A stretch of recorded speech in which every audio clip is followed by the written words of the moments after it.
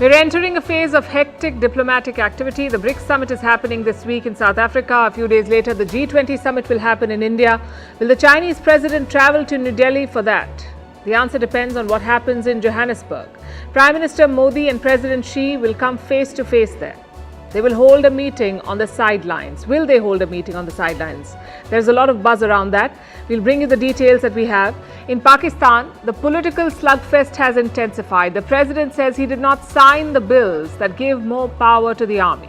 In Russia, a big blow to their space ambitions. Their moon mission has crashed. In India, after tomatoes, onion prices are on the rise. The government has slapped an export duty to ensure supply in the country. In Bangladesh, political violence has flared up ahead of elections. In the US, Donald Trump is threatening India on the campaign trail.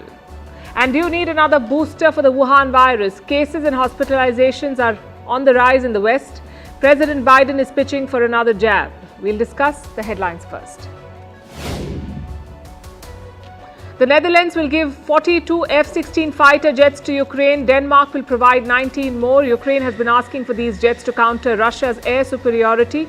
Moscow calls the transfer of the jets to Kiev an escalation in the war. China fumes over the Camp David statement of the US, South Korea and Japan. The statement criticized Beijing's quote-unquote aggressive behavior in the East and South China Sea. Beijing calls it a smear attack. Camp David marked the first time the US, South Korea and Japan met for a standalone summit. Thailand's coalition joins forces with another army-linked party. It comes on the eve of a vote to choose a new prime minister. The PPR party was created for the junta to hold on to power. Thailand has been politically deadlocked since the elections in May. Britain's infant killer nurse is sentenced to life imprisonment. Lucy Letby was convicted of murdering 7 newborn babies. She also tried to kill 6 other infants in her care. Letby is Britain's most prolific child killer in modern times. Amid escalating tensions, China bans mangoes from Taiwan. Taipei slams the move. Beijing claims it found pests in the mangoes. In recent years, China has banned many Taiwanese food products. On Saturday, Beijing held military drills around the island. And Spain win the Women's World Cup, but its football chief is under fire. The official kissed a player on her lips during the celebration, sparking outrage. There have been calls for FIFA to take action. But Luis Rubiales says his gesture was quote-unquote a show of affection.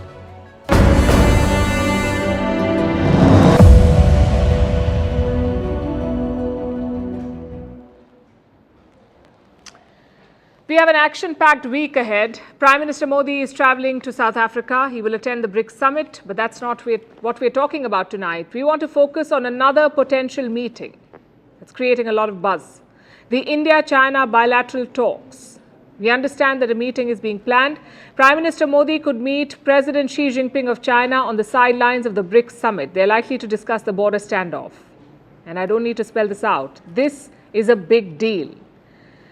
Prime Minister Modi has not met President Xi Jinping for almost 3 years. The border situation led to a complete breakdown in dialogue. There was no top-level engagement at all, but there was a brief and informal encounter last year, the details of which came out only recently. In 2022, the two leaders met in Bali. They were attending the G20 summit that was being hosted by Indonesia. Initially, New Delhi described this encounter as just a handshake, just an exchange of pleasantries. But that was not the full story. Turns out, Prime Minister Modi and President Xi also discussed the border. The Chinese side claims there was a quote-unquote important consensus and that the leaders spoke about the need to stabilize the relationship. Those are the words that they used. We did not have the specifics. But in the last month, we've seen several high-profile meetings. Last week, India and China held military talks. There was no breakthrough, but we did get a joint statement. It said remaining issues will be resolved in an expeditious manner. So have the doors open for direct negotiations now. Will the Himalayan border standoff be resolved in Johannesburg? Here's what we can expect. Since last week, China has been dropping hints. First, their top diplomat in South Africa spoke. He was discussing the upcoming BRICS summit with journalists, and this is what he said about the bilateral. I'm confident that as two nations, two countries, we will have direct talks, direct meetings. I cannot say there is tension between us, but as neighboring countries, we have many common interests. At the same time, we have some problems. Typical China, always downplaying what's happening at the border. And what is New Delhi saying about all of this? Not very much at this point. Officially, there is no meeting scheduled yet. Indian diplomats are dodging direct questions about this. More importantly, they are not dismissing the possibility of a meeting. So there is a real chance that the leaders could meet. Fun fact, since 2014, Prime Minister Modi and President Xi have met 19 times. The Bali meeting was the last one. But that was not a formal engagement. They've had no bilateral meet since the 2020 clashes in Galwan. So a meeting now will be significant, and it may not be a pleasant conversation. For starters, the India-China border remains tense. There is an unprecedented build-up on both sides. Two friction points still remain. In the last 3 years, India has airlifted 70,000 troops to be stationed at the border with China. Also heavy weapons like tanks and artillery guns. They weigh over 9,000 tons. China maintains a similar level of deployment. India wants a de-escalation to normalize the relationship, but China has refused to budge. Then there's a deadlock over the BRICS agenda too, over the expansion of BRICS, the idea of an alternative currency, and contemporary economic issues. All of this will be taken up at the summit. And on all these issues, India and China stand on the opposite sides. Take the BRICS expansion, for instance. China wants to turn it into a bigger group, something that rivals the G7, but India opposes that. New Delhi wants the BRICS to be more selective. So there is an impasse. The war in Ukraine is also casting its shadow. Russia wants the BRICS to go tough on the West. China endorses that position from Russia. But India prefers a more measured approach. And this has already landed the summit in controversy. The Russian president will not be attending in person. He will join via video conferencing. That's because of a legal complication that he wants to avoid. You see, the ICC, or the International Criminal Court, has issued an arrest warrant against Putin. This was in the month of March. They issued an arrest warrant. Now, South Africa is an ICC signatory. So if Putin shows up on South African territory, they're obliged to arrest him. Even if they don't, it would be an awkward situation for all those involved. So to avoid this, both sides mutually agreed to host Putin virtually. Meanwhile, New Delhi is navigating its own dilemmas. Next month, it will host the G20 summit. There is no consensus on a joint statement yet. The G20 is divided over the war in Ukraine. How can India, as president, overcome these divisions to push for a common agenda? How can India champion the cause of the global south without being caught in the politics over Russia's war? Perhaps by engaging with China. It's a long shot, but it is worth a try. Xi Jinping has not confirmed his attendance yet. His own economy is in a mess. So the Communist Party is under pressure. Beijing needs stability, and a border standoff with India does not help them at this point. So it is in China's interest to end it. The G20 summit gives India some leverage. It should not hesitate in using it.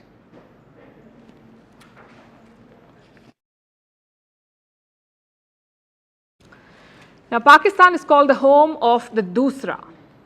It's a type of ball in cricket. It basically spins the other way. Pakistani spinners are known for this confusing delivery. Well, turns out, so is their president. I'm talking about this man, Arif Alvis. He's been a spectator for most of 2023, but suddenly he wants in on the action. On Sunday, the president posted this message on social media. It was a bombshell. Listen to what he said, and I'm quoting from the words of the Pakistani president. I did not sign the Official Secrets Amendment Bill 2023 and Pakistan Army Amendment Bill 2023 as I disagreed with these laws. I asked my staff to return the bills unsigned. However, I have found out today that my staff undermined my will and command. What exactly is the president talking about? Before exiting office, Prime Minister Shehbaz Sharif and his government passed multiple laws in Pakistan, and most of them were controversial. But two of them stand out. One, the Official Secrets Amendment Bill, and two, the Pakistan Army Amendment Bill. Now, these bills had two objectives: tighten the noose around Imran Khan and strengthen the Pakistan Army. For example, the Official Secrets Act cracks down on leaking intelligence.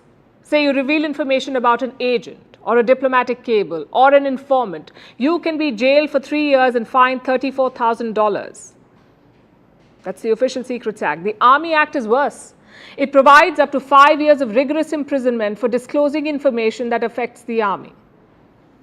In simple words, these bills are anti-democratic. They give the Pakistan army sweeping powers. The power to crack down on dissidents, to jail political leaders and to keep tabs on rivals. Both these bills were pushed through Parliament before August the 9th in fact. The final step was presidential assent. Now, everyone assumed it was just a matter of time. In fact, some Pakistani websites reported that Arif Alvis, the president, had signed these bills. Well, that's when the clarification came. Arif Alvis says he did not sign either bill, that he sent them back to the Parliament. But tell that to the caretaker government of Pakistan. They have already charged people under these new laws. No prizes for guessing who? Imran Khan and his trusted aide Shah Mahmood Qureshi. Both men have been charged under the amended Official Secrets Act. But how is that possible? If the president did not sign it, how has it become law? Pakistan's caretaker law minister has an answer. He says the president has two options when presented with a bill. A, sign and approve it, or B, send back with suggestions. But Arif Alvis apparently invented a third option. He did not approve it, nor did he give suggestions. So after 10 days, it automatically became the law. I know it is bizarre, but then again, it's Pakistan. Constitutional clarity is not exactly their strong suit. Arif Alvis is blaming his staff for what happened. Did they forge his signature? Did they not highlight his suggestions? Or did they just keep the bill hidden away for 10 days? And at this point, anything is possible. But a bigger question is this: why is Arif Alvis taking on the establishment? He was Imran Khan's pick to become president in 2018. He was a founding member of his party, the Pakistan Tehreek-e-Insaf. So the bond is quite old. When Imran Khan was first arrested, the president criticized it. He said the ex-prime minister had been quote-unquote manhandled. But once the army's crackdown began, he was cut to size. He became a spectator. So why is he entering the field again? Well, his presidential term ends next month. There is no official word on whether he will get an extension, so maybe he thought he has nothing to lose. Whatever the reason, Imran Khan's party is thrilled. Look at their response to Arif Alvis' statement. Save this tweet from the Honorable President. Use this to teach your kids that it's important to speak the truth and serve your designation with dignity. That's what Imran Khan's party is saying. What is the Pakistan army saying? Well, nothing so far, but the caretaker government is calling it a matter of grave concern. Chances are the judiciary will also get involved at some point. This episode is a reminder of how tense things are in Pakistan. Imran Khan may be down, but he is not out. He still has friends in high places, and one of them is the country's president. The question is, how far will these allies go for him? Will they support him when the army closes in? A lot hinges on that. With the elections delayed to February, this is a crucial time for Pakistan. The army is hoping to put Imran Khan away for good. But like a bad habit, he keeps coming back. It's great entertainment for people elsewhere, but spare a thought for the people of Pakistan. This circus, called Pakistani politics, holds the key to their future.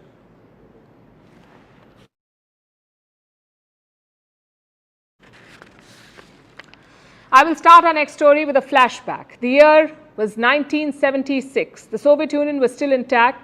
Leonid Brezhnev ruled the Kremlin. Moscow was gearing up for a space launch. It was sending its Luna 24 to the moon. This was the Soviet Union's last shot at the space race. They were leading it in the beginning, but soon the US took over. They sent humans to the moon, and the space race was never the same again. So the Luna 24 was almost like a last-ditch effort in 1976. But little did the Soviet Union know that it would also be their last mission to the moon. Cut to 2023, 47 years have passed. Russia under Vladimir Putin has made another attempt. They launched the Luna 25 mission. It took off on the 11th of August. It was supposed to land on the south pole of the moon. It was supposed to be a historic first, but it was not to be. On the 19th of August, Russia lost contact with the probe, and after that, everything went downhill. The spacecraft spun out of control and soon crashed onto the moon. Russia's space agency Roscosmos has since issued a statement. It said, and I'm quoting, "The apparatus moved into an unpredictable orbit and ceased to exist as a result of a collision with the surface of the moon." Basically, they're calling it a technical glitch. Roscosmos will set up a commission to look into the failure. Well, whatever the conclusion, this is a big blow for Russia. The Soviet Union was the original space superpower. It launched the first satellite into space, the Sputnik 1. It sent the first man into space, Yuri Gagarin. It sent the first woman into space, Valentina Tereshkova. They even sent the first dog into space, a dog named Laika. They were behind the first spacewalk, the first lunar probe, you name it, and the Soviet Union had already done it. So Moscow was leading this race. But then came the Apollo moon landings of 1969. They gave America the edge. In 1991, things took a turn for the worse for Moscow. The Soviet Union had just collapsed and Russia reorganized its space program. It was under a state agency called Roscosmos. But things were never the same. That's because the agency was cash-strapped. In 2020, the budget for Russia's space agency was around $1.4 billion. Compare that to NASA's budget for the same year, $22.6 billion. Despite this wide gap, Roscosmos did not give up. It collaborated with other agencies, like the NASA and the European Space Agency. It had the knowledge and the expertise, but it did not move with the times, it seems. While the world explored or focused on the exploration of Mars and beyond, Russia was still stuck in the orbit of yesteryears. The headlines were not about historic launches anymore. Instead, they talked about technical failures, about budget constraints, an aging workforce, bureaucratic inertia. The most ironic twist of fate was satellite launches. There was a time when Russia was the go-to choice for launching payloads. Over the years, it found itself relying on other countries. It rented out its launch facilities to competitors. It's almost like having a vintage sports car and lending it to others to drive. Basically, Russia's space agency was stuck in a time warp, basking in past glory. The war in Ukraine made things worse. Russia was heavily sanctioned. Its space sector suffered. Initially, Russia and Europe planned to partner on the Luna 25. But that partnership ended with the war. And this lunar mission became all the more important for Russia. They had a point to prove. They had to regain their lost glory. The question is, will the Kremlin and the Ministry of Finance be ready to fund projects like this? Because the development will take a long time. It will take years and billions of rubles, while the outcome is questionable. Will they be ready to spend time and money for another embarrassment? With this crash, Russia's cosmic slide is evident. From being a space superpower to resembling a rocket in free fall. Their first mission in almost 5 decades has ended in a crash. But the focus on the moon won't end anytime soon. As we speak, India's Chandrayaan-3 is making its way to the moon. It is supposed to land on the 23rd of August. The world is watching its trajectory. If it lands successfully, it will be the first to land on the moon's south pole. So the Luna 25 may have failed, but the space race is just heating up. Vantage continues after a short break.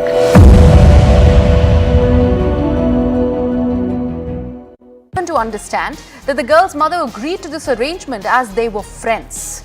It was in the year 2021, after having been raped for months, that the girl got pregnant, and that's when the accused involved his wife in the matter, who then ordered for abortion pills and terminated the child's pregnancy. As per the girl's family, she fell sick later and was taken back by her mother. The mother later took her to the doctors and specialists who found that the child was abused for months by the officer and the family. And that's how the story stands. After almost 2 years, when the child's mother knows about what her daughter went through, where the police and the child welfare authorities got involved. Even as the matter is being investigated, the girl's statement has been recorded in front of a magistrate only now. And despite the case being lodged under POCSO, remember, no immediate arrest of the accused was made. In fact, he was only detained this afternoon after the story generated much furor and then arrested just a short while back. The DCW chief, Swati Maliwal, who is known for her gallant and independent approach towards issues related to girls and women's especially the safety and security, she too is questioning police's delayed action. But there are fingers that are being pointed at her too. As to how did a case of this nature not come to her notice? After all, it is an officer under the Delhi government's Women and Child Development Department. And then why is Atishi, the minister holding that portfolio, silent on the horror? Also,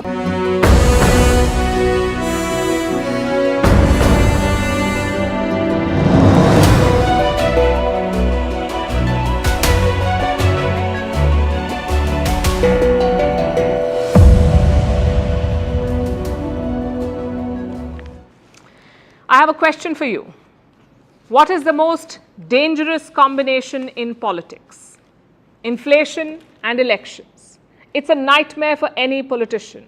Here in India, the government is facing that deadly combination, inflation and elections. Inflation is at a 15-month high. Food prices are up by double digits, and multiple elections are around the corner. So how is the government responding? By controlling exports. Onion is the latest commodity. India has imposed a 40% export duty on onions. 40%. How does that help? The export duty makes Indian onion more expensive abroad, and more expensive equals less demand. So the idea is to discourage the export of onions, to retail more supply in the Indian market, and hopefully to stabilize prices. Speaking of which, onion prices have risen by 20% from July to August. Chances are they will rise further. The current rate is around 30 rupees per kilogram. Experts say it will double by September, maybe even reach 70 rupees per kilogram. The question is why? Unlike cereals, onion is not affected by the war in Ukraine. So why are prices rising? You can blame climate change and erratic weather for that.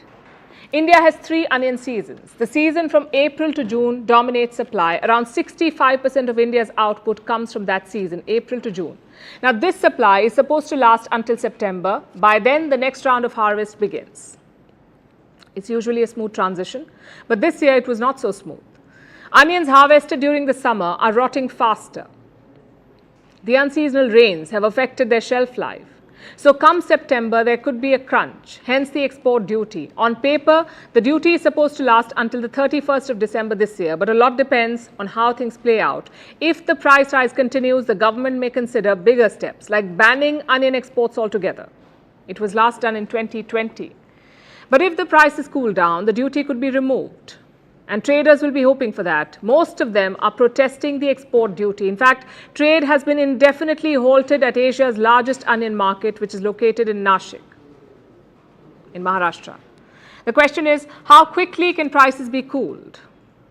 Let's look at what happened with tomatoes. 2 weeks back, the price was 260 rupees per kilogram, and now it's under 100 rupees. So things are looking better. Not ideal, but definitely better. The government is also selling subsidized tomatoes from vans and public shops. Those cost just 40 rupees per kilo. The plan is to do the same with onions. Government shops and vans will be selling onion for 25 rupees per kg. The buffer stock is also being increased. It was 3 million tons earlier. Now it will be increased to 5 million tons. So fingers crossed the price will come down. But at what cost? India is the largest exporter of onions in the world. In the first half of 2023, trade was up 63%. Dozens of countries buy onions from us, like Bangladesh, Nepal, Malaysia, the UAE and Sri Lanka. How will they respond to this move? And the onion move is not an isolated one. First, India banned the export of wheat, then non-basmati white rice. Now, higher export duty on onions, and reports say sugar could be next. There is talk of banning the export or setting quotas. Now, such sudden decisions will affect credibility. They will leave importers in a limbo.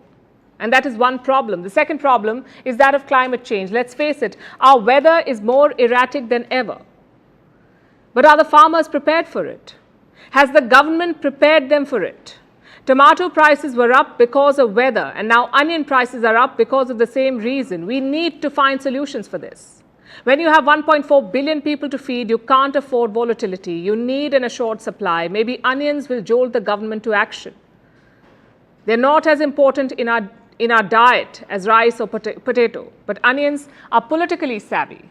You hear inflation and you think about two things, fuel and onions. In fact, India's 1980 general election was called the onion election. Tells you how important they are. The current government also realizes this, which is why the export duty has been announced in the first place. But will it be enough to plug the supply issues? Guess we'll have to wait and watch.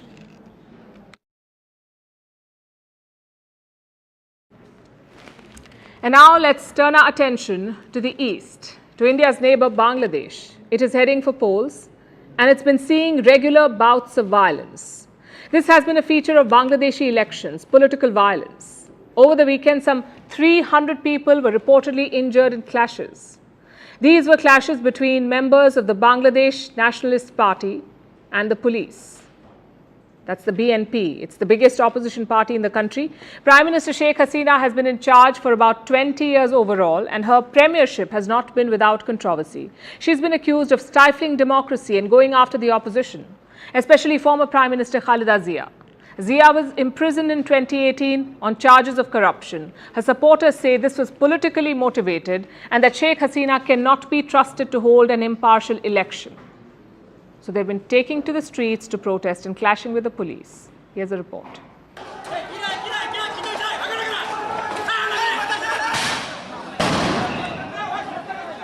This weekend, northeast Bangladesh erupted in violence. Thousands clashed on the streets. Hundreds were injured. They were members of Bangladesh's two biggest political parties, the Bangladesh Nationalist Party or BNP and the ruling Awami League. The Bangladeshi police force was also involved in the clashes. There are almost 300 injured after the clashes. This includes members of the BNP, the Awami League and the police. All sides are trading accusations, blaming the other for starting fights and vandalism. The police are pointing fingers at the BNP. BNP activists threw brick bats at us suddenly. Their brick bats injured many of my men, including the officer in charge of the Sadar police station. Then the police defended themselves. Currently, we have the situation under control at both of the spots. The opposition BNP took out a march on Saturday. That's when the clashes first erupted. But they say the Bangladeshi police are biased, that they're extensions of the government, and that the police unfairly stopped their rally on Saturday and charged at their members. Later, supporters of the ruling Awami League also took out a march, and that too became violent. The BNP members claim the Awami League and the police worked together to vandalize their offices, and they say it shows why they need to protest. The police proved that there is no chance of a fair election under them. We can't do any political activity if they exist in Habiganj. We request the proper authority for an immediate investigation by a neutral entity and necessary action against the guilty forces. Bangladesh will head to polls in January 2024. Prime Minister Sheikh Hasina is once again looking to extend her time in office and prolong her Awami League's grip on power. Sheikh Hasina has served as PM continuously from January 2009. And she had served one term between 1996 and 2001 as well. So she's been in charge of Bangladesh for almost 20 years in all.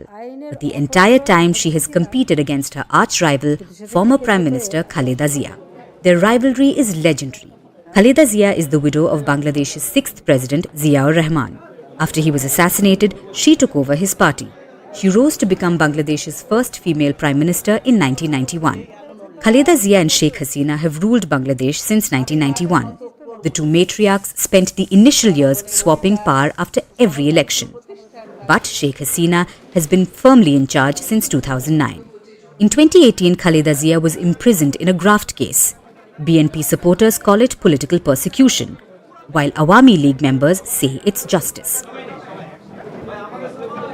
In 2011, Sheikh Hasina removed Bangladesh's system of caretaker governments.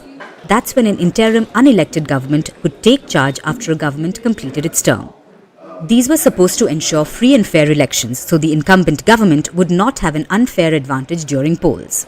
But the Awami League said an unelected government, even in a caretaker capacity, was unconstitutional, and they did away with that system. Ever since then, Khaleda Zia's supporters say Bangladeshi elections are rigged, and they have been demanding a return to the caretaker system. The BNP have protested often. These demonstrations have turned violent on many occasions, and they're usually followed by Awami League counter-protests which aren't peaceful either. Bangladesh is no stranger to political violence. The country has a bloody history of assassinations, coups and political bombings. And even though Bangladesh has seen rapid economic growth in recent years, it has yet to outgrow its blood-stained politics.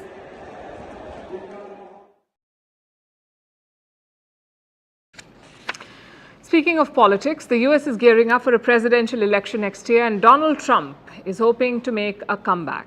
He's ahead in the polls, at least in his party, but the former president is still feeling insecure, it seems, so he's going back to some old tactics, like complaining about taxes in India.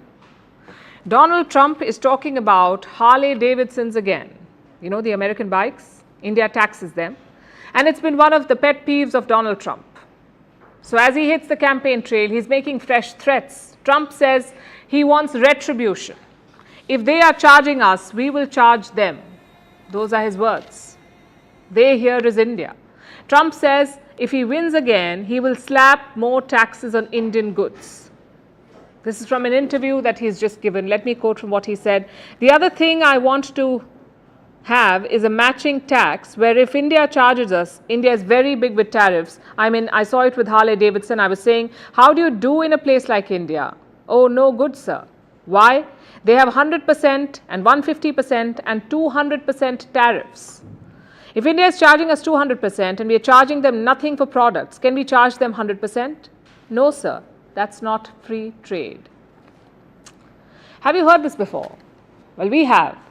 Trump has said all of this in the past. As president, he repeatedly complained about India's taxes.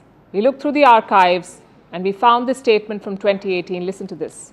Well, India charges us tremendous tariffs. When we send Harley-Davidsons, motorcycles, other things to India, they charge very, very high tariffs.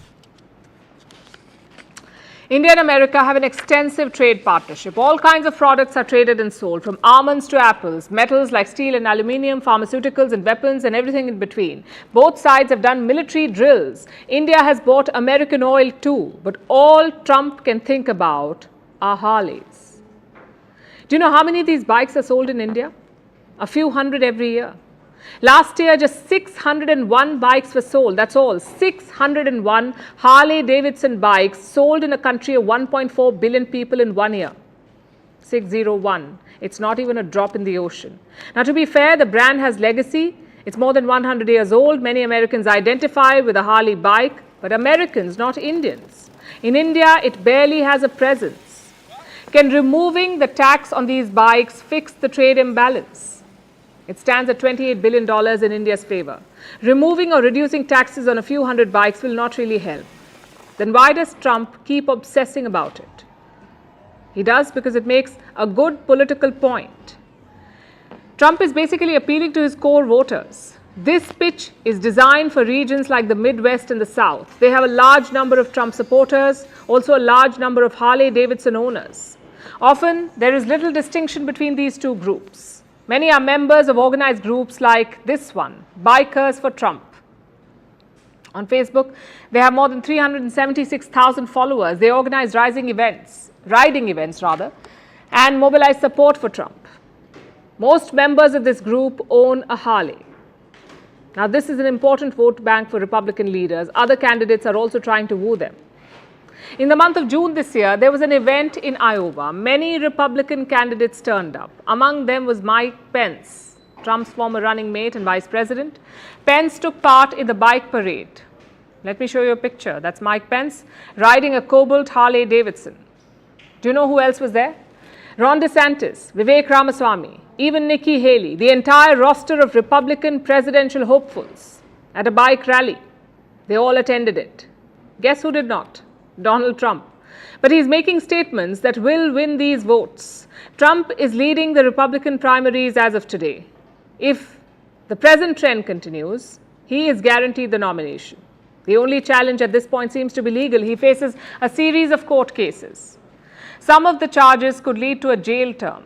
So the former president is leaving nothing to chance, but trashing India over Harley-Davidson's is bad strategy, really. The company closed its India operations in 2020. That's the year when Donald Trump was defeated in the election. Harley-Davidson does not even manufacture in India anymore. It has licensed the production to an Indian manufacturer. In the US, the bike is losing customers. So Trump may be betting on a shrinking voter base. Instead of complaining about India's tax regime, perhaps he should work on his legal strategy to remain in the race.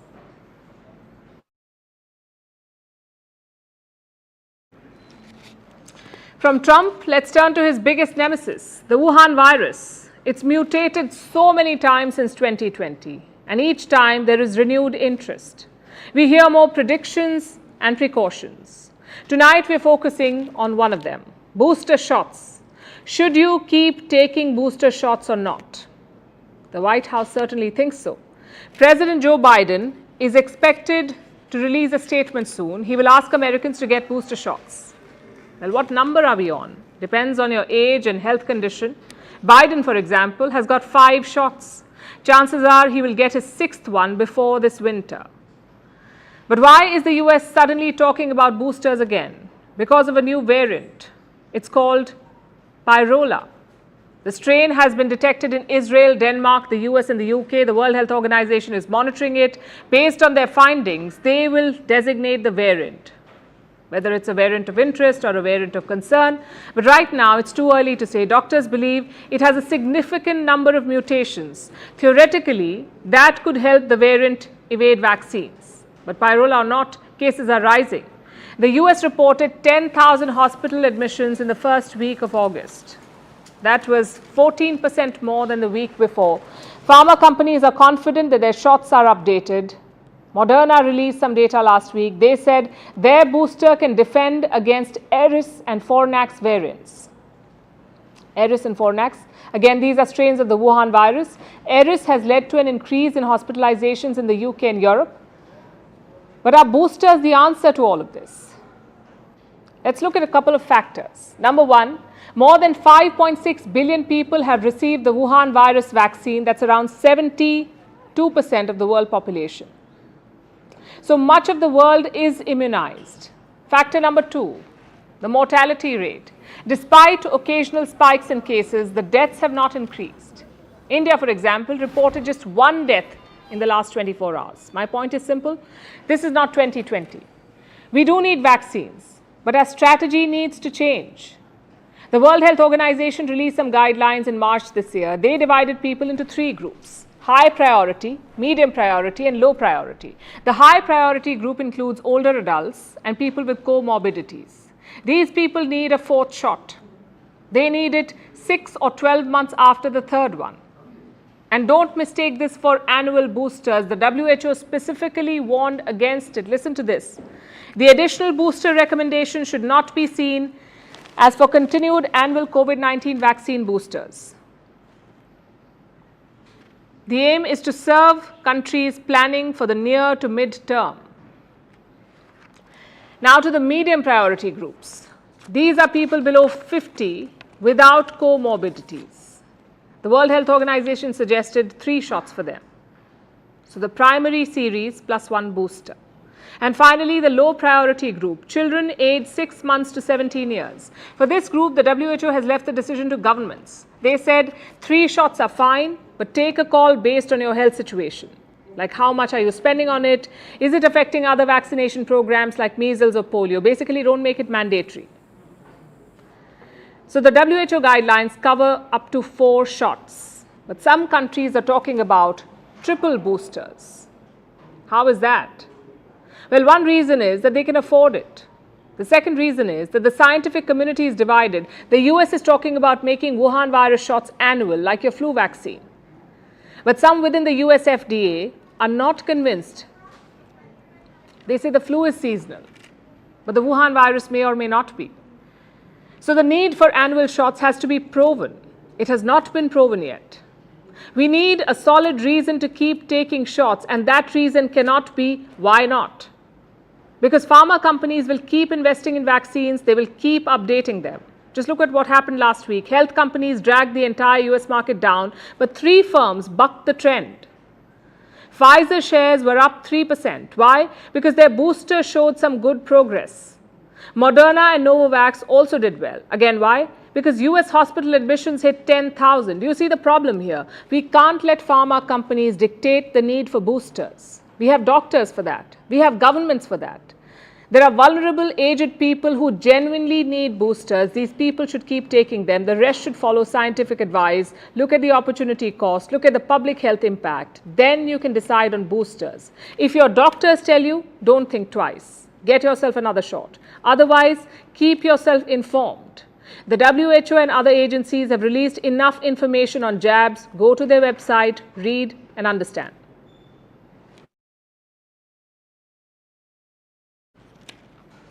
Now let's move from boosters to borders, specifically the bloody border between Yemen and Saudi Arabia. A chilling new report has been released today. It's by the Human Rights Watch. Now this report details the horrors experienced by asylum seekers. It talks about Saudi border guards and how they brutally murder unarmed Ethiopian refugees, how they use artillery shells on groups of migrants or shoot them at point-blank range. And I repeat, most of the victims are unarmed. They're fleeing war. Remember, Ethiopia saw a bloody war in Tigray for 2 years, and now there's violence in the Amhara region. So a lot of Ethiopians are fleeing conflict. Many are smuggled to the Yemen-Saudi border by human traffickers. They're exploited at every turn, only to be tortured or murdered by Saudi border security. Saudi Arabia denies all these allegations. A Saudi official has called this report baseless. But it's not the first such report. Here's more. A new horror has cropped up along Saudi Arabia's border with Yemen. The burial sites of hundreds of murdered refugees, of Ethiopian asylum seekers who were blown apart by mortars, shot at point-blank range, often for the amusement of the shooters. And who are the ones being accused of this barbaric behavior? Saudi Arabian border guards. They've been accused of killing hundreds of asylum seekers in the last few years. A new report was released today by the Human Rights Watch. It's a New York-based group that investigates atrocities like war crimes. But the Human Rights Watch isn't the first to highlight these border killings. In June, the International Organization for Migration said 795 people had died at the Saudi-Yemen border in recent months. Last October, special rapporteurs for the UN Human Rights Council also sent a report. They said 430 asylum seekers had been killed between January and April 2022. Another 650 had been injured. This was last year. The numbers have reportedly just kept on increasing. The latest report by the Human Rights Watch has considered cell phone footage, videos allegedly shot by the migrants to document their plight. Satellite imagery was also used to establish the location where the atrocities took place and where the burial sites were located. They also interviewed 42 survivors. 38 of them were Ethiopian, and they described the horrors they saw in the Saudi killing fields. The survivors spoke about explosives being fired at them. Artillery like mortars. One 14-year-old said she saw 30 people get killed in one go. The survivors also mentioned piles of bodies littering the border area, some torn to pieces because of the explosives used. Survivors said the guards didn't care whether the refugees were men or women. The Saudi soldiers fired explosives at them irrespective. Others spoke about torture, of how Saudi border guards played mind games with the refugees, asking them where they'd prefer to be shot, through the hand or the leg. One teenager described his gruesome ordeal. Saudi border guards forced him to rape another survivor under the threat of execution. These are just some of the horrific accounts. Saudi Arabia has denied all of them, just like with the previous reports. A Saudi official spoke to the media. He didn't disclose his identity, but said that no such thing took place. He called the Human Rights Watch report baseless, even though it contained satellite imagery and witness testimonies. Most of the victims are from Ethiopia. They're refugees fleeing the numerous conflicts plaguing northern Ethiopia. It's the aftermath of the Tigray civil war and the current conflict in the Amhara state.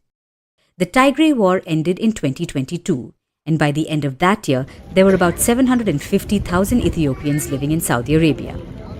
about 450,000 of them had entered the kingdom illegally. This is according to the International Organization for Migration. Many of the migrants cross into Saudi Arabia at Yemen. That's where these atrocities are being committed.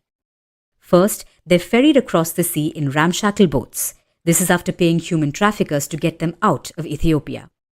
Then they're carted off to the refugee camps in northern Yemen. The Houthi rebel group, which controls the area, apparently profits off the refugees by charging them exit fees. Then they make the dangerous journey through the mountains separating Yemen and Saudi Arabia. And when they think safety is within reach, they end up being murdered by the Saudi Arabian border guards. So if Saudi Arabia doesn't condone this, then offending border guards need to be punished. Let's see how the kingdom responds.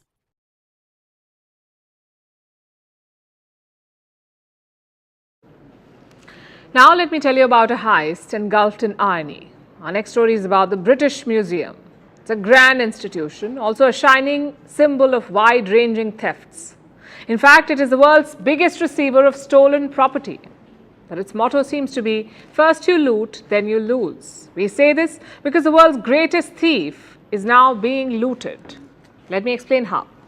From the 16th to the 20th century, the British went on a colonization spree. They ravaged nation after nation and stole their culture. They looted close to 8 million artifacts. The list included India's Kohinoor diamond, Nigeria's bronze plaques, and decapitated dried Maori heads. All of this is displayed at the British Museum. They've been urged to return what they stole. Of course they haven't, and they don't plan to. Instead, they ticket the world proudly to let them view the loot. They make money off it. The British Museum has locked up the legacy of other lands, and poorly so.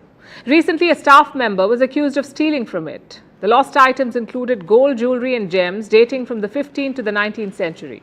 Now, the suspected worker has been fired. An investigation is underway, but this is not a unique instance. In 2004, 15 pieces of Chinese jewelry were stolen from the museum. In 2002, a 2,500-year-old Greek marble head was taken. Also, this is not unique to the British Museum. Artifact thefts are very common, apparently. Last year, thieves stole 500 ancient gold coins from a German museum. In 2019, jewels worth $108 million were stolen from another German museum. Despite security, museums suffer robberies. Experts say this happens nearly every day across the world. According to the latest Art Loss Register, 700,000 antiques and collectibles are currently lost or stolen, 7 lakh pieces. But here's what's shocking. Such thefts happening in institutions as large as the British Museum, they hold monumental objects. They chronicle entire civilizations and help us understand them. Like the Rosetta Stone, it enabled researchers to understand ancient Egypt. It was part of the British loot. It now sits inside a glass case. Artifacts like these are worth hundreds of millions of dollars, so the museum cannot afford to be caught off guard because we know what comes next. Most of the stolen items are sold in the black market or even melted down. In 2005, it happened to a Henry Moore sculpture. It was worth about $4 million. But it was melted down and sold for less than $2,000. It's criminal. But that's not even the worst part. These museums hold the world's history hostage. They contain what is not theirs, and they fail to protect it. Countries like Greece, India, Ethiopia, Nigeria, and Ghana say these artifacts are theirs. They should be returned, and they're right. But do you know the museum's response? They say these countries lack the infrastructure to protect such expensive historic items. By the looks of it, the British Museum is not doing a great job either. In fact, it reeks of entitlement. It has withheld stolen spoils and makes up excuses to keep them. But wait till you hear the second excuse. The museum refuses to agree that most of its keep is stolen. The argument is stealing is not really stealing if you're taking something that's lying around. Finders keepers. Such interesting logic. Do they also eat other people's lunch left unguarded in the office fridge? Their defense holds no water. The crimes committed by British colonizers are undeniable. They stole from the whole world, and now a large part of that cultural heritage lies unprotected in their museum. It's unacceptable. For decades, England has gotten away with it and raked in tourism revenue. The museum's trustees are comfortable and in no mood to return what's not theirs. But what about their government? Experts say most disputed artifacts will have to be returned if the government really chooses to. The US, Germany, Belgium, France, they're all doing it. They're returning the loot. But England remains bullheaded. Britain cannot right historical wrongs, but it must stop profiting from them and not make excuses for theft. And now it's time for Vantage Shots, images that tell the story, starting with space. Do you know how astronauts eat in zero gravity? An Emirati astronaut has released a video. His unusual way of spreading honey on a piece of bread is a must-watch. We will show you how he does it. Meanwhile, do you feel nervous on flights? What is it that makes you nervous? Turbulence? Well, passengers on Southwest Airlines experienced something far worse. They saw the plane's engine catching fire. The flight en route Cancun in Mexico had to make an emergency landing. And a 4-meter whale was found dead on the Peruvian coast. We'll show you drone footage of it. And finally, we're taking you back in history. On this day in 1994, the French troops pulled out of the East African nation of Rwanda. This came after ethnic tension reached its peak. Thousands of Tutsis and many Hutus were murdered. But on August 21st, France's highly controversial mission in Rwanda came to an end. We're leaving you with that. Thanks for watching. We'll see you tomorrow.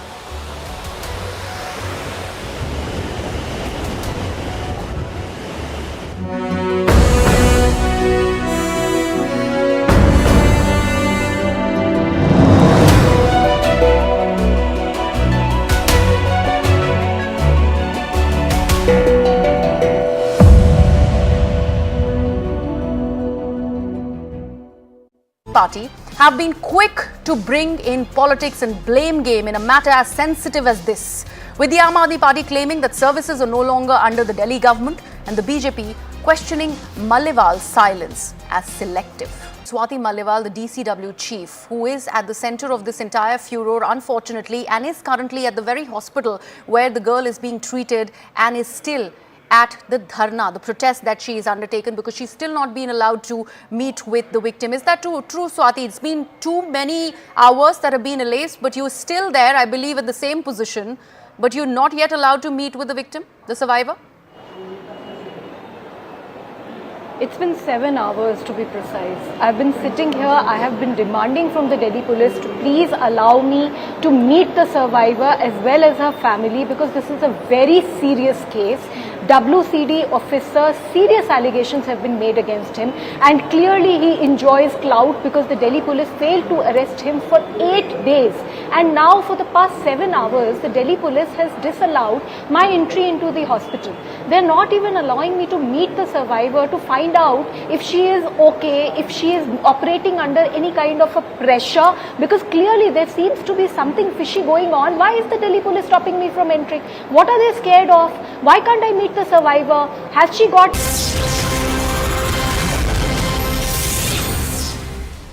I don't know warm welcome. You're watching CNN News 18 with me, Grihato Siddiqui.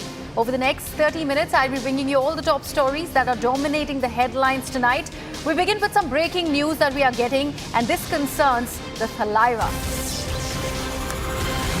Now, we are given to understand that Rajnikant has now responded to the criticism that he had received, the flack that he'd received over him touching the feet of the UP Chief Minister Yogi Adityanath. And he, in fact, has went on to say that there is nothing wrong with touching a yogi's feet. That's a response that's coming in by Rajnikant. Remember, he'd received a lot of criticism, a brutal trolling, as a video of him, an image of him bowing down, genuflecting before Yogi Adityanath had gone viral, and there were netizens that were not very pleased that the Thalaiva is bowing down to Uttar Pradesh Chief Minister Yogi Adityanath. He's in fact touching his feet, but now there is a response that's coming in from Rajnikant, and he goes on to claim that there is nothing wrong in bowing down to a yogi or to touch a yogi's feet. Let's first listen into what he said.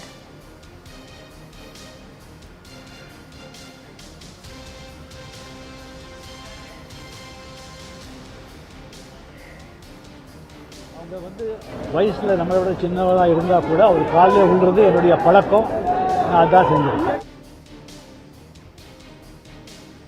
My colleague Purnima is with us tonight, and Purnima, there is a statement finally responding to the criticism, the flack that he's received, and to which Thalaiva goes on to say that there's nothing wrong with falling at a yogi's feet. I wonder, what does his fans have to say about this? Superstar Rajnikant touching the feet of UP Chief Minister went viral. It has been trending on social media, and the actor did receive flack, both from his fans as well as politically. Talking about the fans, mixed reactions. Many of them said that the Chief Minister, the UP Chief Minister, is much younger to be actor. What is the necessity for actor and their Thalaiva to fall at someone else's feet? So that was the criticism that we saw from fans on social media, and some of them in fact saying that it is up to someone's belief, and that should not be questioned. So mixed reactions from fans. Politically as well, we saw a lot of opposition. Because UP Chief Minister belongs to the BJP, and we've always seen Rajnikant being seen as someone who's very close to the BJP. When he decided to enter elections, finally he decided to call it off. But politically, the DMK has questioned Rajnikant falling at Yogi Adityanath's feet, and now Superstar, when he reached the Chennai airport to questions on criticism, he said that even though he's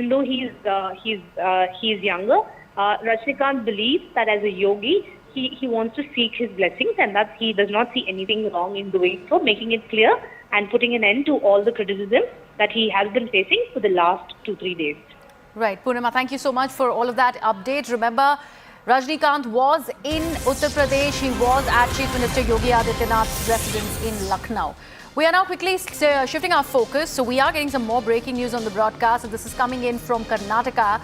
Now we've been told that the BBMP has slapped a fine of 50,000 rupees on KPCC Chief DK Shivakumar for illegal hoarding. This is against the Deputy Chief Minister of Karnataka, Mr. DK Shivakumar, who recently vowed strict action against individuals, political parties or organizers putting up illegal banners or hoardings or flexes. And that became the first, he only ended up becoming the first offender when it comes to that directive that was in fact put across by the Deputy Chief Minister himself. Let me take this across to Akshara, who's joining us on the broadcast. Akshara, the fact that DK Shivakumar vowed to take this issue of illegal banners, hoardings and flexes, he never realized that it probably will end up biting him first. What is the reaction that's coming in from either the Congress party in Karnataka or Mr. Shivakumar himself? The reporter is asking question.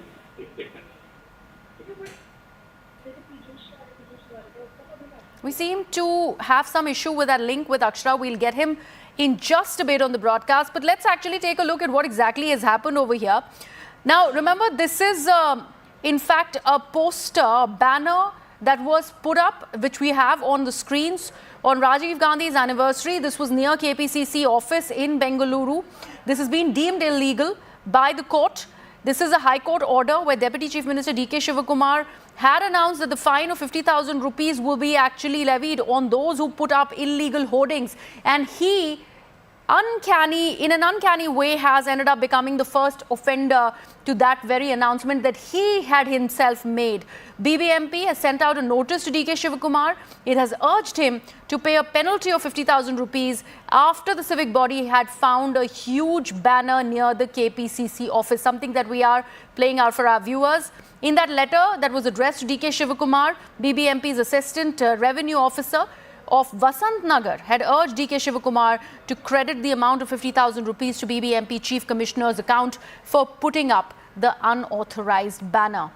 Remember, an announcement by the Deputy Chief Minister himself, and the first offender is also the Deputy Chief Minister himself. With that, we're shifting our focus to this next piece of breaking news that we are getting. And in fact, this is good news because this is a remarkable display of skill and determination by Indian Grandmaster R. Pragyananda, and he in fact now goes to the final of the FID World Cup. Pragyananda, remember, has secured a stunning victory over world number 3 Fabiano Caruana with a score of 3.5, 2.5 in the tiebreaker round of the FID World Cup.